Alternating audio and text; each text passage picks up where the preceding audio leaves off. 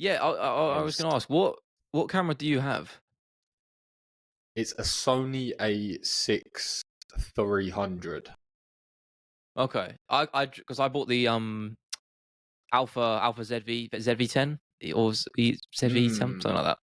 Vlogging camera or streaming camera more so. Yeah, I mean, yeah, it says vlogging camera, but honestly, I was reading a lot of people saying it's just better for just video and stuff.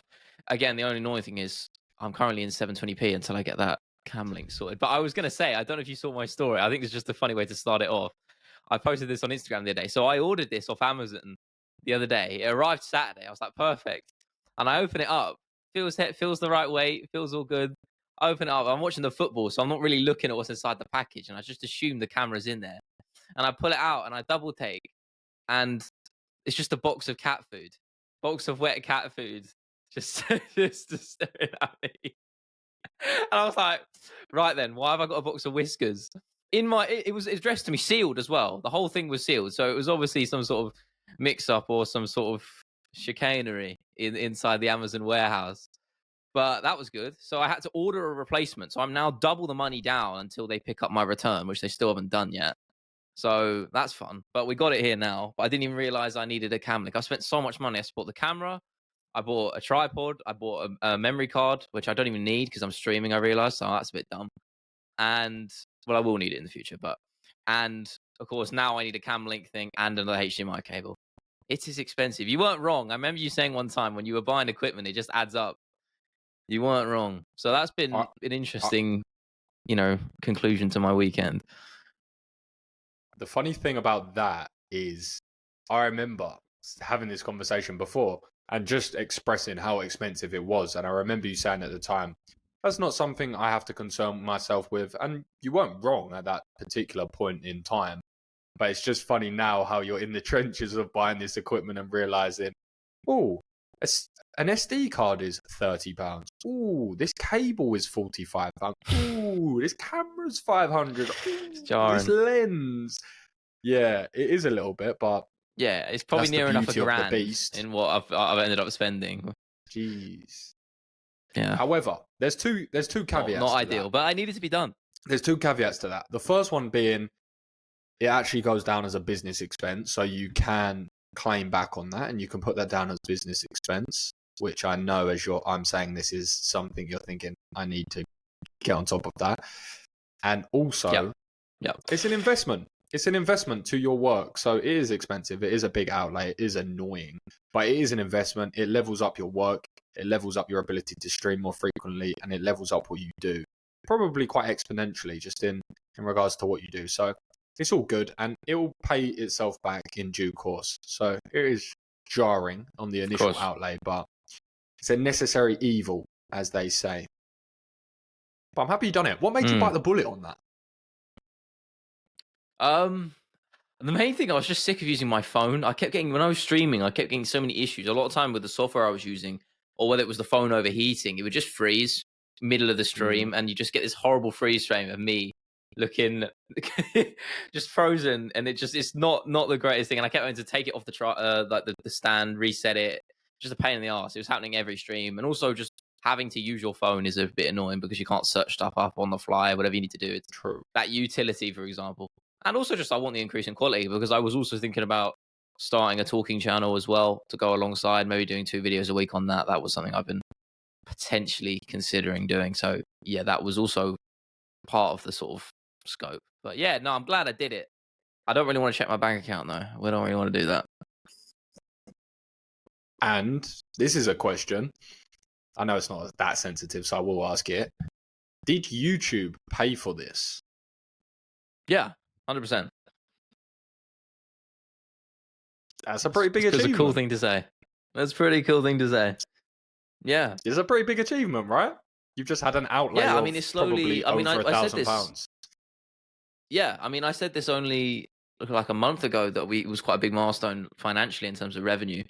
And now obviously that's growing even more and it's becoming more stable. Like I'm always earning a stable amount per day now, which is quite cool because before it was very erratic. Now I'm over the last few weeks at least. I know that doesn't sound like a huge amount of time, but it is in terms of YouTube. It's generally been at a constant level, which is very reassuring, which means it's slowly starting to become into more viable. You know, as I always keep saying, that was always the plan, that was always the goal, and pretty good on time because I think we are very close to hitting 20,000 subscribers, which is quite a significant sort of almost marker for that. I think we're. Let's have a look. I don't want to sort of toot my own horn Yeah, too much, but let's have a look. it's not If it tooting wants our to own horn. load. It's just explaining. It's explaining the reality. That's what we're here Mm. to have conversations about. Really, I isn't mean, it? it's something Just to the be proud of reality. as well. I don't think there's any shame in that at all. And also, you have to remember as well that both of us not. You have to start from zero, right? You have to Mm. start from zero, and it's not tooting your own horn when you say, oh, "Okay, there's only 100 It's people true. that have subscribed to me, or 50," just because the numbers are getting bigger. But it's cool that, and you should be proud of yourself that you managed to. The way that I look at it, there's a duo that I really like to listen to called Frankie Stew and Harvey Gunn. They're from sort of Brighton area, and they create sort of, I would say it's probably indie music. But there's a bar that they have in one of their songs that says something along the lines of, "Now I make money out of the thoughts in my head," and that's always a line that I really think about, and Mm. I think that's really kind of cool when you put that into perspective, right? Because typically we've always known jobs as, okay, your labor more so than not is leveraged for a bigger Mm. organization, and that's how you make money. There's not a lot of people in the world that leverage just what's in here to make money. When you really, really dig into the X's and O's, people have skills, people have talents, of course, but it's very, very rare that people make money just off of what's up here. And then that becomes transactional into, okay, you're actually getting money into your bank every month. Okay, now you've actually made your first sort of bigger purchase. And it's not even just a purchase as such. It's more so, as I said before, a business investment. So it's the first time that you've been able to reinvest in the business with a good chunk of investment as well in just a year or so. So yeah, it's a pretty big achievement. So well done. Yeah, I appreciate it.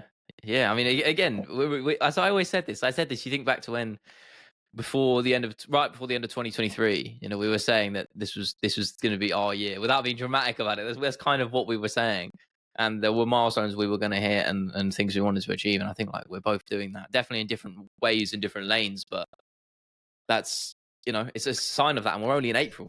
You know. I was having the conversation with my friend earlier, funnily enough, because he's in Thailand at the moment. So I've just met up with him for a couple of days, and I got a DM, and I just read it out loud just because it was a requested DM, and I saw it was a long message. I just thought, oh, let's read this out loud, see what it says. And it was just a message that basically just reached out and said, your work rate and your output and your consistency and things that you do is very inspirational. And my friend said, I said to him, he said along the lines, do you get many of those? I said, honestly, I'm at a point now where I get pretty much one a day of those, honestly. I probably get 5 to 7 a week of those sort of messages in my DMs across different platforms. And he said something along the lines of, oh, do you ever think of that? Like, that's pretty cool. And I don't, to be honest. I don't. I maybe should a little bit more because that is cool. That is a cool knock-on effect. And I guess that wasn't my main reason of why I'd done this, to sort of, I don't like using the word inspire, but it's essentially what it is, inspire other people. But if I can help along the line, or if I can be a beacon of hope to other people, then yeah, of course, that's just a nice residual effect of what I do. But it is cool. It is cool. And I was just off the back of that, I was going to say, I've definitely got more of those messages recently than I've ever had before. And they're pretty frequent now, which is kind of cool. I think, of course, that comes off the back of as well, people start seeing more content of me traveling and whatnot, and them understanding now that this is what I do full time. Yeah, for sure. 100%. So I think that's definitely a factor into it. But yeah, I don't like to get too caught up in those things, to be perfectly honest. It's a nice little topping, it's a nice little sprinkle on top, but I don't get too caught up in those. Like I always say, I say it pretty much every podcast, but it is true. I've become so desensitized to comments and messages that serves me very well for the most part. But also it can be a little bit at my own detriment because I don't fully, yeah, of course, I don't fully absorb some nice things that people say. And of course I always reply and I'm always grateful. And obviously I always say nice things in response. But I mean, just internally, I never sort of actualize that. But yeah, it's cool that we're having a good couple of months in regards to our jobs. And as you said, it will only seem to increase for sure. So we've got less combat news to talk about than usual because obviously we had no UFC this weekend. We had UFC 300 last weekend, and I know that you would have felt this as well. Most MMA fans would have felt this. Bit of a hangover, right? Bit of a UFC 300 hangover. 300 I hangover. I was writing my script today on about 301 because I'm doing a casual guide to 301, which comes out next week, or this week rather. And kind of the first thought that popped into my head was, it's not a card that's ever going to live up to 300, almost with a bit more flair to it. You know what I mean? That you're right about the hangover of 300, but that doesn't mean it shouldn't be appreciated because it's often the cards that don't look good on paper which end up being the best, and I think that happens all the time. So that was the first thought that came to me when I was starting the script writing. I was writing the introduction last night. I started early, and I was just like, yeah, that just came to me, and I think that's going to be a sort of feeling for the next few months. And when you have an event of that magnitude, I don't think there's going to be much to compare. Obviously, McGregor coming back against Chandler maybe is the only comparison you can really draw. But I think it's a new experience for us, really, us two specifically as fans, because obviously we didn't watch 200 live or 100 before that. So it's kind of, I don't want to say a new era, but it's definitely a new experience for us. I think. The burnout of MMA and the UFC in particular is constant. And we spoke about that. I said that the other week about even when I was watching 300, it's like I wasn't really into the flow of it, despite this being the biggest event in the last 10 years. And then Max Holloway landed that right hand, and it brought me right back down to reality. That's what I said, and that remains true. But yeah, I don't know. I don't know whether it's like an expectations thing or what. I don't know. What do you think about that? I know it's a bit broad, but I think it's an expectation thing first and foremost, because I think anything in life, not just with UFC cards, but I think a lot of people mismanage expectations, and in turn they're often disappointed with things where they could spare that disappointment if they just readjusted their expectations. You know, if you go into every card thinking, oh, this is going to be think of it like this: why do people always say, oh, those UFC cards that are rubbish are often sleeper cards? Well, it's less so that they're sleeper cards and more so that our expectation of them is so terrible that when there is a semi-decent card, it completely exceeds our expectations and we think it's incredible, right? It's usually just an expectation management thing. Yeah. You are right. It's our first sort of monumental event, I guess you can call it. The one thought I'm having as I'm talking to you is we need some sort of Tom Aspinall Volkov poster in the background in that frame. Or something yes, like 100%. I say that. Hang on a minute. I still have it right You've here. Got it? Unopened. Oh, nice. Yeah, it's right Oh, here, but I just haven't. I've never taken it out the tube. I need to. And now I'm not on a green screen. I probably should. You got no excuse now. Yeah, that's definitely the plan. Yeah, exactly. Yeah, I'd have to move my Back to the Future poster though, and I don't know if I could do that. It's been up there for a long time. Great movie. I know you probably wouldn't like it. You don't like unrealistic movies. I'm not. We actually had to do that in year 6 for our leaving play. We had to do a Back to the Future thing, and we kept dipping into different time zones. And then, yeah, so we did Back to the Future in year 6 in primary school. We did it as like a play. I'm pretty sure it wasn't even a stage production at that point. So I'm so confused by that. Well, it was a film, right? It was just a film. So we recreated. That's what I'm saying. I'm surprised they would have done a stage production of it. You know. Well, I wouldn't quite call it a stage production. It was a. Yeah, that's a bold statement. It was a bunch of 11-year-olds Very bold statement. Recreating the Jackson 5, Take That, and a bunch of other things. I wouldn't quite call it a stage production as such. I had to fill in as Gary Barlow. I had to sing in front of hundreds. That ain't got no. That's nothing about in the film. I don't know where they're getting that from. Well, they took the essence of Back to the Future, movie, right? And then they took the essence of Back to the Future, and then they sort of adapted it. So that is an understatement. There we go. Creative liberties. Exactly that. That's just when he said Back to the Future, definitely made me think of that. I don't think I've actually ever seen the actual film. That's a Not crime. That is a crime. It's a great movie. That's a classic. How have you never seen that film? That's just a classic it's movie. not my vibe. It's not my vibe. Yeah, I know it's not. That's what I'm saying. You don't like unrealistic movies. You like boring, gritty No. stories. I like That's what you're about. real stories that are even more fascinating, knowing that these happen to real people rather than figments of imagination. I like to attach it to real people so I can really get into the depths of their psyche and try and understand how this person feels. Of course, you can do that to an actor that is recreating a role, but there's a sense of it's a bit more disenfranchised, you know? It's a little bit more sort of, I don't know. We can agree to disagree. Yeah. Yeah. No, I've always been one of those people. I just like true stories. And my belief is as well, there are so many incredible people in this world and so many incredible things that are happening. There is no shortage of incredible stories that until they run dry for me, then I can start maybe dipping into some things like that. But yeah, up until that point, it's Harry Potter. I'll give you a segue. Speaking of with that. incredible stories, sorry to just cut you off there, but speaking of incredible stories, we did have Ryan Garcia shocking the world with probably the most insane result I've ever seen. Yeah. I almost wish I watched the fight, but yeah, that was what I woke up to. Was your message actually? Was it the most Ryan insane won, result, and I immediately went and checked on Twitter.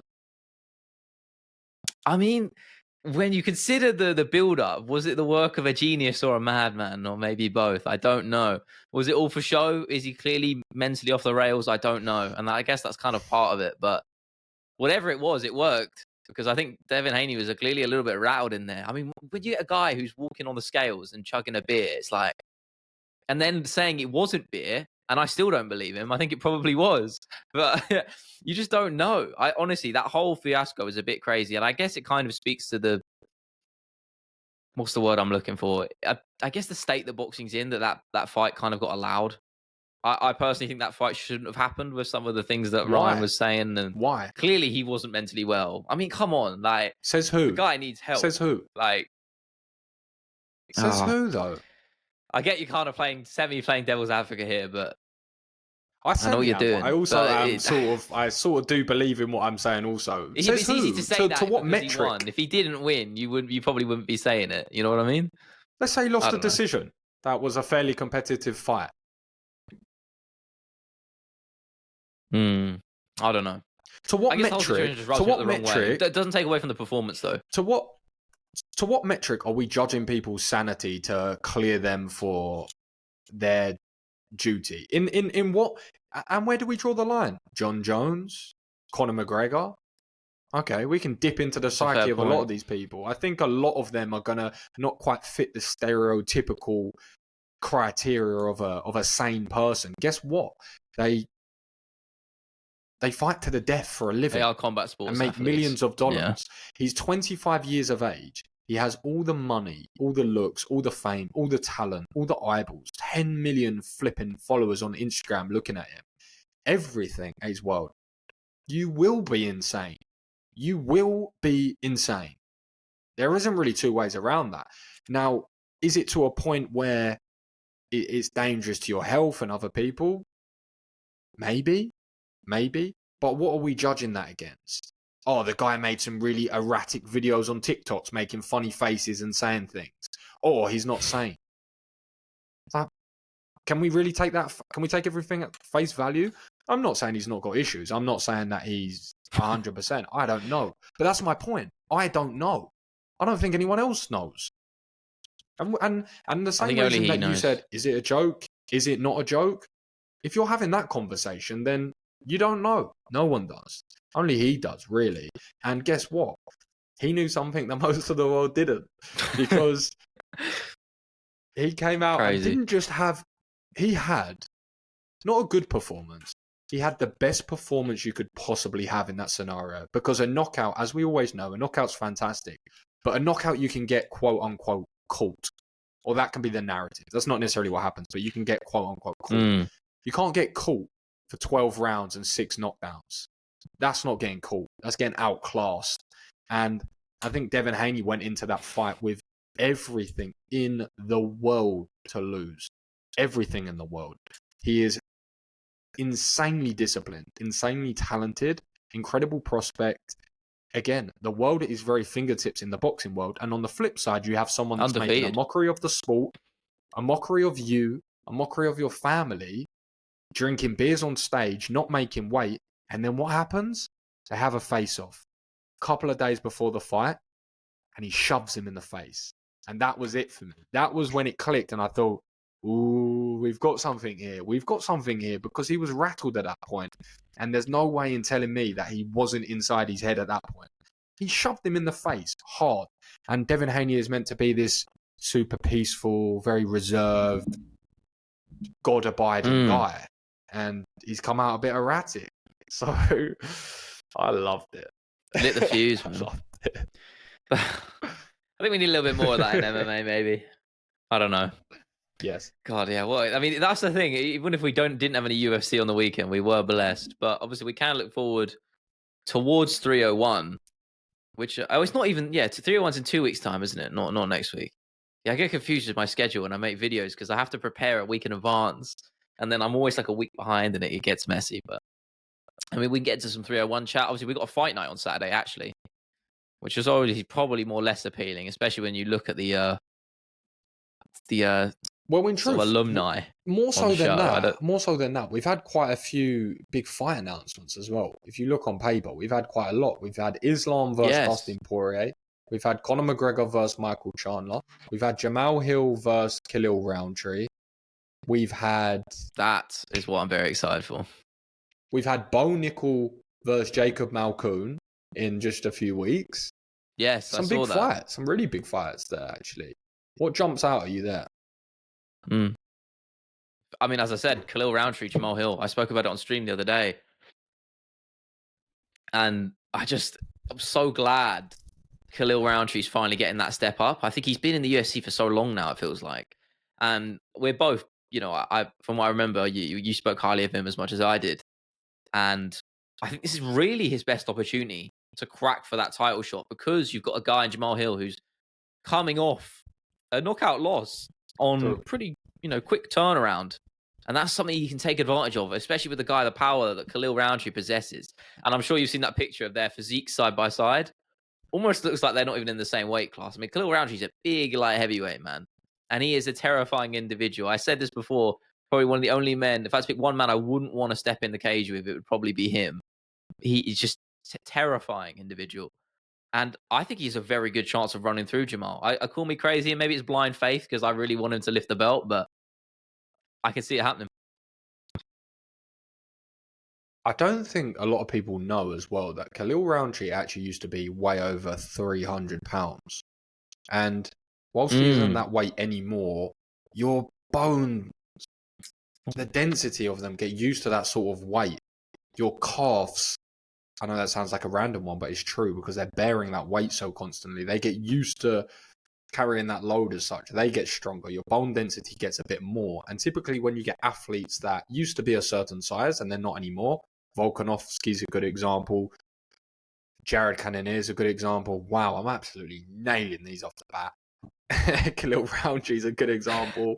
These are all people that used to be a lot bigger. That's just impressive. Come on. Rumble Johnson. Right, Rumble Johnson. Rest in peace. Rumble Johnson, that's a good, very good shout as well. When you have these guys, these athletes that used to be a certain weight and now they drop down, there's certain things that do carry over. And I can't help but think, honestly, let's actually paint the picture here. He just got starched. And it couldn't have been more than a couple of hours later. He's signing a contract. Where's the medical clearance? That should be surely, 60 right? days Such for a a quick concussion at announcement. least. You know what the UFC is like, though? You know what they're like. I mean, they went to, I'm sure you saw this as well, but they approached Arman Sarukian backstage and offered him the Islam fight for June. And he rejected it, as he should, because I think that's a load of bullshit to try and pressure a guy like that who's just come off a very grueling and tough win and say, yeah, right, sign this now. Come on. Just take the fight. And I respect him for not doing it. He held his ground, knew that he's number one contender. He would get that shot, and he should. But it won't surprise me if he doesn't and he gets passed up, because, again, that's the UFC for you. But the silver lining to that is, of course, we get Islam Makhachev versus Dustin Poirier, which I think is a nice little segue to get into because matchup deserved, perhaps not. Do I want to see it? Absolutely. I think more than anything, most of us would love Dustin Poirier to get that fairy tale ending. I think he gets a lot of doesn't really get the credit he deserves because he is a champion and he has been a champion, just not an undisputed one. And I don't think that's much to take away because at the end of the day, he's had a gold belt wrapped around his waist. And I think the reality is, though, he just wants that little asterisk by his name that says undisputed. And to do that, he's got to go through probably the pound for pound best fight on the planet right now and for the foreseeable future. It's a tall order. I think it's a harder fight than it would be against Khabib, personally. Does it mean I still think he can do it, though? I really do. It's MMA. Anything is possible. Fight than Khabib. I really do think he can. I think it is. It's really, realistically. Think it is. I don't think it is, and I can tell you exactly why I think that. Please. When you're fighting Khabib, he has one mission. Only one. He has That's a good one point. mission. No, I'm with you now, actually. He has one mission, and that is to exhaust you, tie you down, chain wrestle you, get you down and submit you. Islam Makhachev is not only a pound-for-pound fighter, he's a pound-for-pound striker. And he is more than comfortable on his feet because he is proven to be elite. And he's proven to be elite against the very, very best. When you look at Volkanovski, people can say all they like about him being 145 pounds up. That is irrelevant. That is irrelevant. His skill set does not change because he's 10 pounds less. It doesn't. He's one of the best strikers in the UFC still to date. And he outstruck him twice. So there's something to be said for... And also, let's not get it twisted. He submitted Charles Oliveira, but he didn't submit him. He didn't take him down, pass his... Well, he technically did all of these things. But my point is, he didn't... No, I get what you're saying. He rocked him. He didn't take him down, pass his guard, and submit him with a meticulous breakdown of his grappling. That's not what happened. He landed a beautiful right hook because Charles Oliveira's left hand dropped the entire fight. And he capitalized that 5-6 times. And on the 6th time, he dropped him. And as he was dazed, he passed his guard straight away and choked him unconscious. I'm not taking anything away from that. My point of why I say that is because it wasn't a jiu-jitsu submission, if that makes sense. I don't want to say club and suck. That makes it a little bit... Do you see what I mean? Obviously, I know people won't like that take, but that's the reality of it, right? When I look at it, I think there's two sides of it because I almost think there's only one way this fight goes, and that's with a knockout or TKO finish. I don't see a submission from either guy, and that might sound a bit crazy, but the reason I say that is because Makhachev's striking has evolved and developed so much, and he's at a point where I don't think it's far-fetched to say it's elite level. It's very good. You're finishing a guy like Volkanovski, that speaks volumes. Yeah, bro.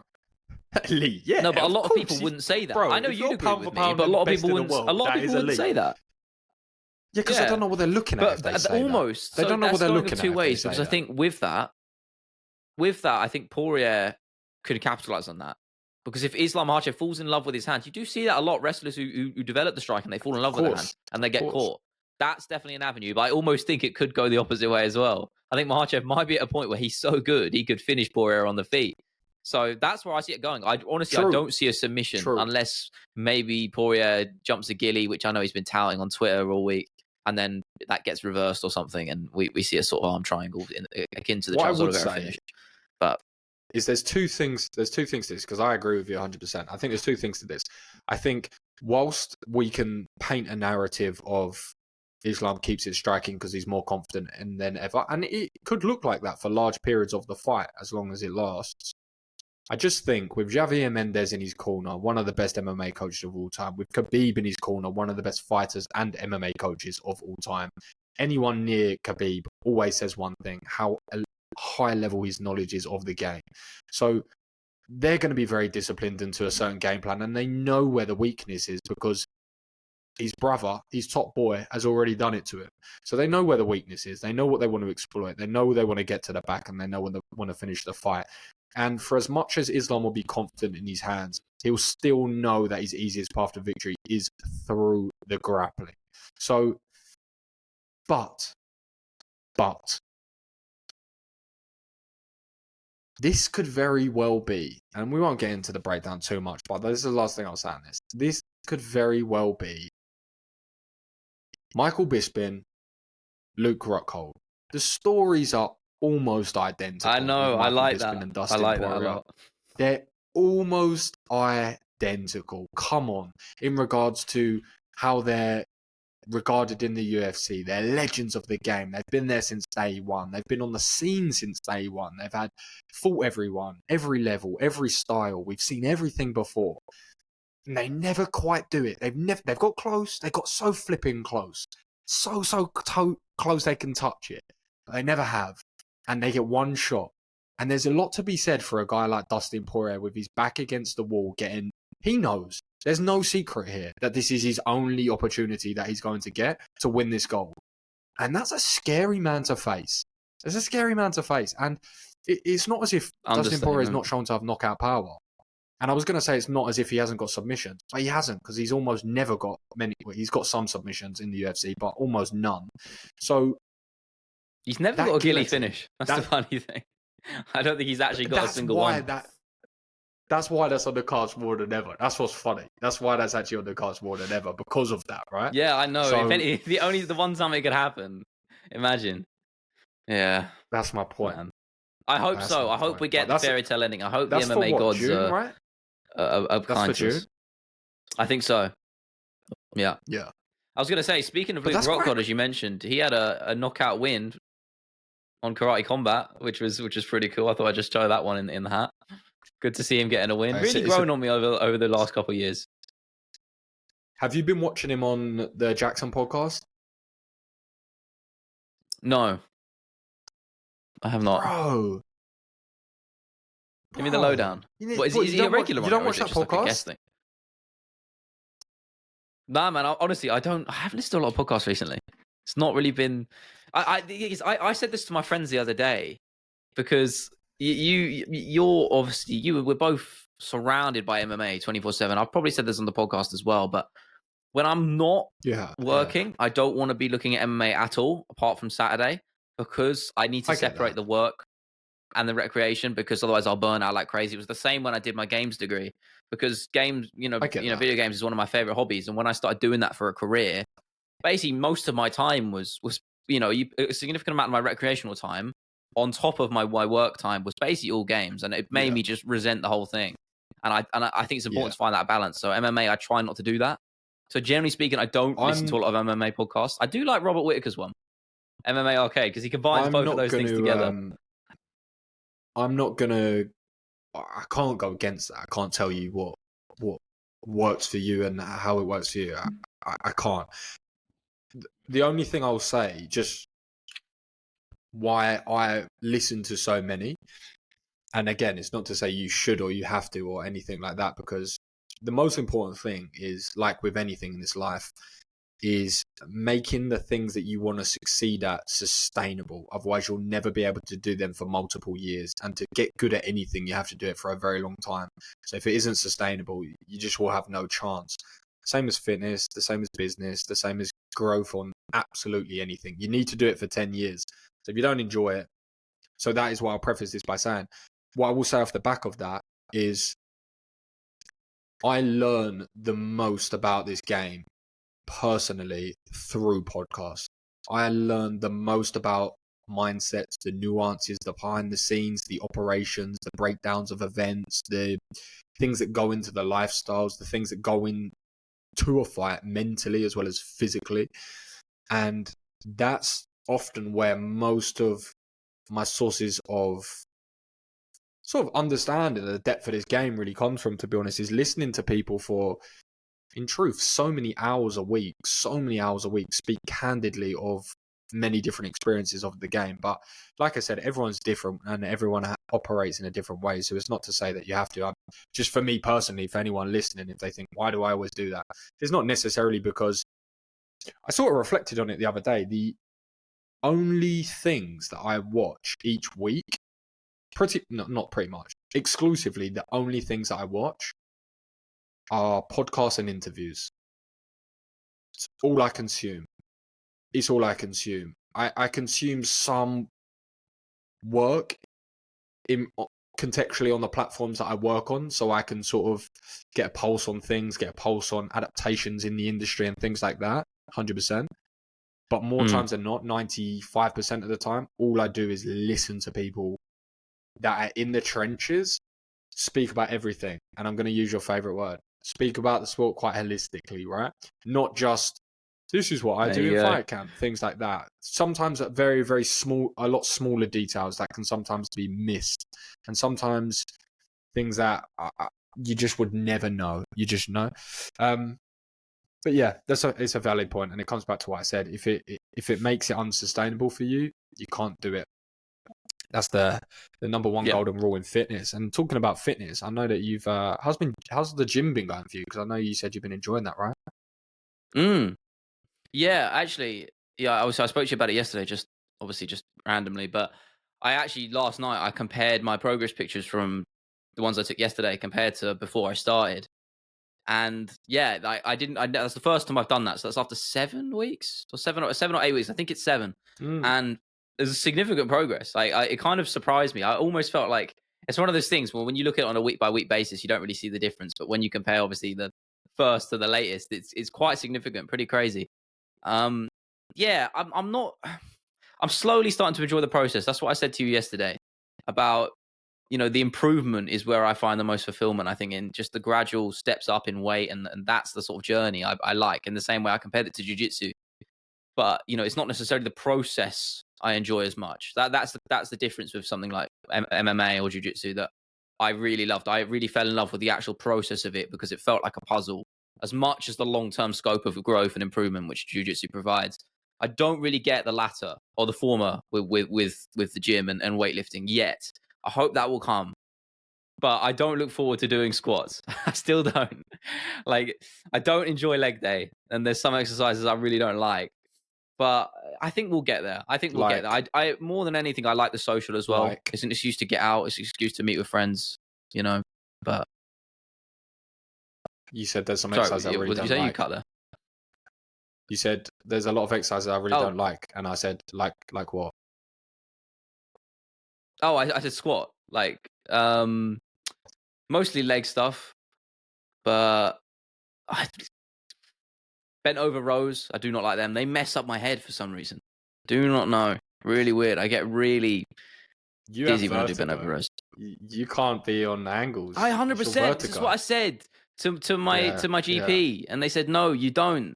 And I was like, what do you mean? This is what I think it is, vertigo. Because the same with jiu-jitsu, it doesn't happen all the time, but a lot of times it's stuff where I'm moving my head quite a lot, or there's a different body position rather than a sort of upright. So I don't know. I'm gonna. Do you enjoy? You don't enjoy doing bent over rows? Are you doing it? How are you doing them? Just out of curiosity. In what way? With what? I was using with bars, with a barbell. So you're using a barbell and just standing up, hinging, and then rowing. Yeah, pretty much. Yeah. Well, okay. Just I know this is a tangent, but why not? I think there's I can think off the top of my head 1 million exercises that will hit the same muscle that I think you'll prefer. And in fact, I know your goal isn't necessarily strictly hypertrophy. And for anyone that is listening that is thinking, what's hypertrophy? Hypertrophy is essentially the goal of growing muscle tissue. Typically, it's more from an aesthetic point of view. So you typically have 2 forms of training, to be very general. You have more strength training where you're trying to focus on getting stronger in certain lifts. This is usually Olympic lifts, squats, deadlifts, chest presses, things like that. And then you have more hypertrophy training, which is more focused on growing muscle, and it's more of an aesthetic, more so than it is trying to be a stronger human being, right? Of course, you'll get stronger in turn. A bent over row, I would say, is a very, very suboptimal exercise for muscle growth off the back. In fact, I think it's not a great exercise at all, because the thing that it does, again, there's a pinch of salt to everything, and it's what you enjoy and what you don't enjoy. The only reason I'm saying this is because you said you don't like it, so I'm just trying to offer some alternatives. Yeah, it fucks me up, man. The reason why I don't think is that good, and I'll tell you a couple of reasons, and we're getting into fitness here, but that's the fun of this game. And trust, I need to exercise the muscle of my personal training mind a little bit as well sometimes. The reason I don't think that's very good is for a couple of things. Again, it's subjective. If you turn around and told me it's your favorite exercise ever, I'd say do it all the time. Do it as much as you want. It doesn't matter. You said you don't like it. The reason I don't think it's good is, number one, it overloads the lower back. And that's not bad, but you don't really want to do that loads and loads and loads. So if you're squatting, if you're deadlifting, if you're doing RDLs, so Romanian deadlifts, if you're doing stiff leg deadlifts, things like that, and then if you're doing bent over rows, it's putting a lot of emphasis on the lower back. It's not bad to use that muscle. You say that, I've been dealing with lower back pain. So there you go. Yeah, you don't want to toast it. It's not a muscle you just want to absolutely toast. So if you're doing a lot of compound movements, like I said, like deadlifts, like squats, like things like that, naturally they're going to use that muscle, which is not bad, but you don't want to use that too often. So you definitely don't want to have a session, not saying you do, but you definitely don't want to have a session where you're doing Romanian deadlifts. So it's like a bent over row, essentially. You're hinging at the hip, and squats. You don't really want to do that because that's a lot of stress on the lower back, right? If you want to work those sort of same muscles and you want it to be probably more enjoyable, more comfortable, less painful on the lower back and better for hypertrophy, you can do things like a chest-assisted pull. A million times better, right? Because then what happens is you have a thing in fitness. You have two types of fatigues, really. You have muscle fatigue and task fatigue. And task fatigue is typically on compound lifts. And it's when your whole body is ultimately going to get tired doing this lift because you're recruiting a lot of different muscles. So a good example of that is squatting. So you're using a lot of your core, you're using your back, you're retracting your shoulders, your lats, your legs, your calves, all of these different muscles. So the whole task is going to be very tiring. That's typically more to the strength side of things. But then you have what's muscle fatigue. So something like if you were sitting on the chair doing leg extensions, your whole body is not going to get tired. But your quads, the muscle, is going to get very fatigued. That is much better for hypertrophy because you're concentrating the muscle breakdown in one particular area. So you're essentially isolating that muscle. Something like a bent over row is going to have a lot of task fatigue, but at the end of it, I guarantee you, if I said, okay, here's a cable, row it twice, you could do it. But I guarantee that if you did a hard set of cable rows, for example, chest supported, at the end of it, I guarantee you couldn't do 2 reps of another exercise because the muscle is fatigued. Does that make sense? Yeah, I do. Yeah, I do deal with that for sure. I said a lot of words there. I'm sorry. I sort of just went on a bit of a riff. So you could do something like so you get a bench, and you can have the cable machine here, and you can row it in here. That's one of the best, right? So you're going to be hitting your lats the same as you would. Oh no, I do that. What, to the chest? Well, yeah. So you've got sort of like your chest supported, right? And then you can just, my angle's not that great here. You can sort of tuck it in here. See? It's going to be hit. Does that make sense? Yeah. You seeing that? Yeah, I did a similar one, but I did it the way around. Yeah. Like facing so away from the cables and coming in. Yeah, there's loads of different stuff you can do, but like this is you have. One of my mates actually showed it to me. It's quite good.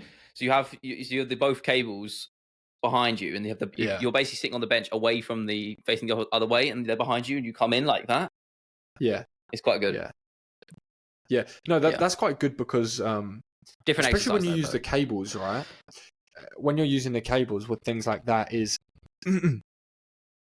it gives you a lot more freedom of movement, so that you can move in movement patterns which are usually more comfortable and typically better to get fuller ranges of motion, right?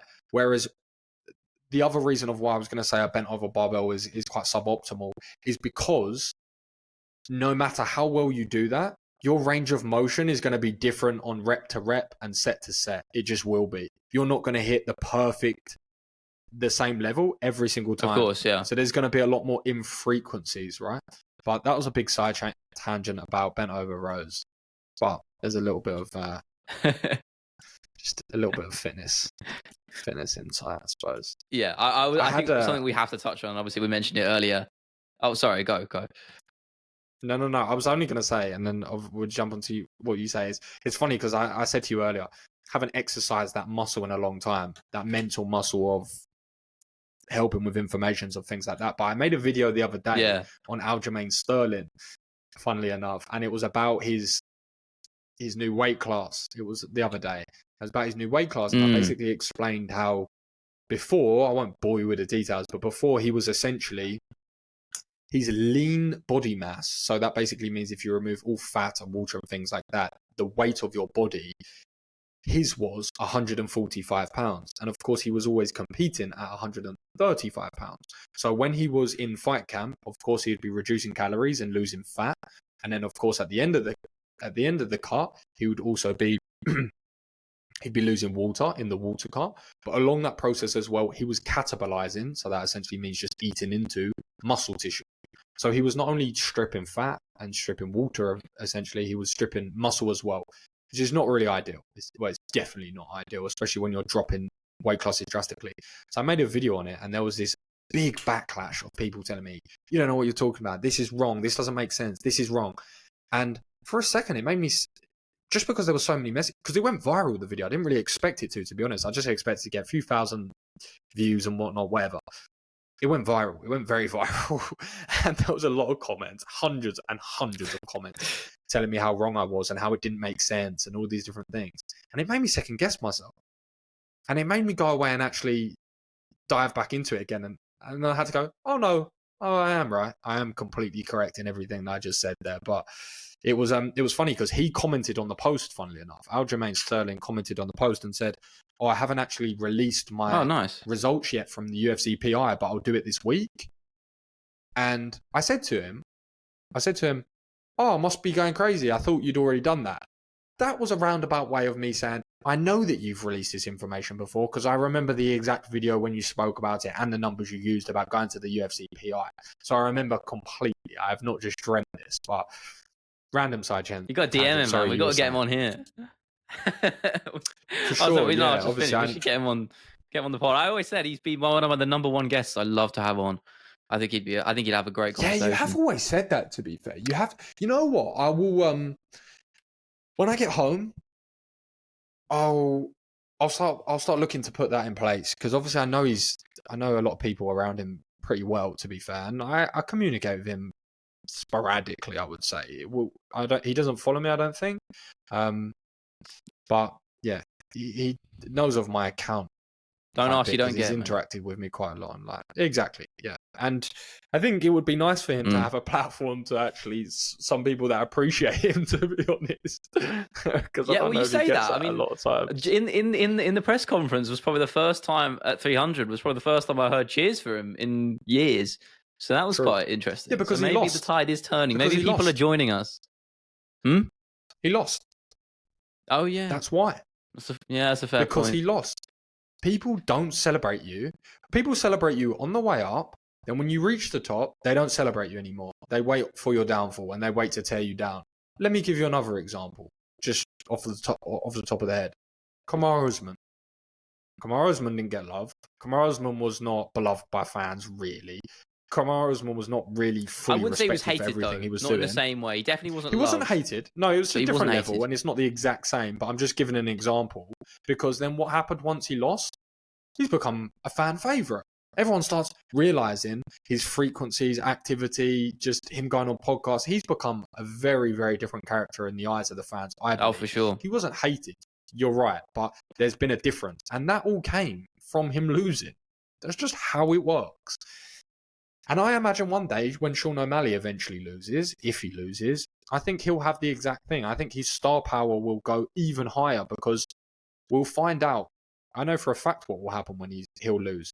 He'll be incredibly permitting that it's a fair and square way of losing. He'll be very humble and he'll be very respectful. I don't think people will think that isn't true, but he always says it. If you actually go back and look into the weeds of old content, he always says that. He always says, "Oh, when I am to lose, or if I am to lose, and it's fair, there's respect to my opponent." But sorry, you were saying originally. Yeah, I think this is something good topic we can round off on. Obviously, I previously touched on Conor McGregor versus Michael Chandler, which we're finally getting at UFC 303, if I'm not mistaken. Oh, is that the number they're penned in for? Either way, we're getting it. 303. It's happening. Yeah, long overdue, but it's here. And in the year or 2 years it's been since this fight's really been in circulation, my opinion of who I think is going to win has gradually shifted all the way from one side to the other. And I'm curious to hear what you got to say. But I honestly, I really Do you do want me to think go Conor first or you McGregor's to go going to get it first? done. No, I'll go in there. Okay. Yeah, I think Conor There you McGregor's go. going to get it done. Yeah, there you go. I think he's going to finish him. I think Michael Chandler's not a guy with the fight IQ to use his wrestling. And when you think about how long this matchup has been built, that fire is only going to be burning even more within him to put on a show-stopping finish akin to his Tony Ferguson performance. He's going to want to put away Conor McGregor like no one's done before. Obviously, Poirier TKO'd him, but I mean in a devastating fashion, out cold, and really catapult himself into superstardom. He wants it to be worthwhile. He wants to make the most of the moment. So I don't think he's going to try and wrestle, and I think that's going to be his downfall. And I actually think McGregor will probably finish him. And I don't want that to be true. Keep in mind, I want Chandler to win. Every single fight that I've seen of Michael Chandler, I've always toed and froed with the idea of how will his IQ hold up in regards to will he use that offensive wrestling because we know it's so good. A very obvious narrative. I don't need to go into that. It was until not too long ago when I realized there was a very sobering moment, and I realized you can't teach an old dog new tricks. When you are this far into your career, you've had as many fights, you've had as many big spectacles as he has had. He's not going to change it up. And there's one thing that he prides himself on, and that is entertainment and big fights and exciting fights. An exciting fight does not look like offensively wrestling Conor McGregor. As you said, you hit the nail on the head. This has been building and building and building, and taking him down and even submitting him is like, yeah, you get plaudits. There's a big win. But keeping it on the feet and flatlining him transcends you. And Michael Chandler's not in the business. It really would, wouldn't it? He's not in that business. He just isn't. And I've come to a realization now that he's not going to wrestle. He's 100% not going to wrestle. There's no doubt in my mind that he's not going to wrestle. It's going to be the biggest event of, one of the biggest events of more recent years, one of the biggest fights of most recent years, against one of the biggest names. He's going to look to put on a spectacle, and he's going to look to fight. He's going to load up on shots. He's going to throw shots from his hip. He's going to tag him. He may even hurt him. But guess what? Conor McGregor has been fighting short, stocky wrestler boxers his entire career. He has his most success against stocky wrestler boxers in his entire career. And if you said to me, this is how I look at it, I think if you want to give a tailor-made matchup for Conor McGregor at the elite of 155, there's two names I'd ask for. Charles Oliveira and Michael Chandler. Because you know that both men are susceptible to getting hit. I think Charles Oliveira is susceptible to getting hurt more. But Michael Chandler is susceptible to getting hit. And his defense, because he's so offensive, he gets tired pretty quick. A lot of muscle, very explosive, big stakes, a lot of energy, a lot of adrenaline. He gets tired relatively quick. Now he pushes through that. And he fights at an intense pace still. He doesn't drop off the gas tank. So fair play to him. But what does happen is he gets sloppier. So the fight pace doesn't necessarily change, but his defense does. His defense drastically changes. And if your hands are coming from here to here to here to here to you have no defense and you're sitting in the pocket trading bombs, I'm favouring Conor McGregor every day of the flipping week. People were saying to me online, I had to flip the script on someone the other day because I put out a video of Conor training and everyone said, oh no. Boxing stance is back. I said, hold up a second. Let's play devil's advocate here. The man's not competed in however many years. His conditioning isn't going to be where it is. He's not going to be able to sustain a high fight pace in a karate stance, which is predicated on a lot of conditioning, a lot of movement, and a lot of energy. Now let's flip that. He's in boxing stance. Okay, so what's he going to be more susceptible to? Low kicks. Michael Chandler is not the best low kicker in the world. He's not going to set up best, and Conor McGregor is skilled enough to mitigate that. Now we have a Conor McGregor that's planting his feet in the pocket using less energy. terrible for Michael Chandler. Terrible for Michael Chandler. I actually think boxing stance McGregor is better for this matchup than probably any other. It's a favourable style in this regard, yeah. Massively. Because like I said, he's going to be. It requires a lot less energy because it's going to be a lot less movement, and we don't know how much movement he's really going to have anymore, bouncing around for a potential 25 minutes. I think it's a great matchup, and I'm not counting Michael Chandler out, but if I had £100 and I had to bet, I'd put it on a Conor McGregor win for sure. Yeah, I think I would as well. Glad we're in agreement. I think that's a good place to wrap it up. This has been the MMA Creators Podcast, episode number 47, and we will see you hopefully next Sunday.